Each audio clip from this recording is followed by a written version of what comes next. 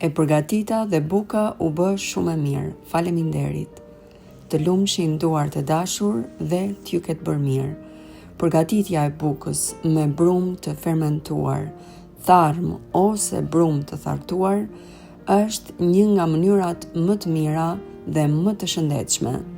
Dhe kjo për faktin sepse buka me brumë të fermentuar ose tharm përmban një bakter shumë të dobishëm për shëndetin ton.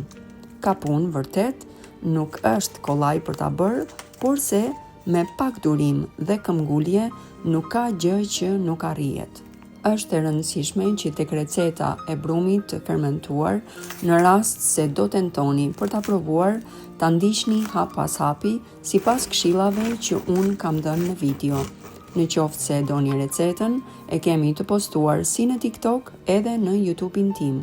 Kërkoni brumë i fermentuar nga Klautana dhe jam e sigurt që do t'ju dali. Ju përshëndes dhe uroj gjithë të mirat.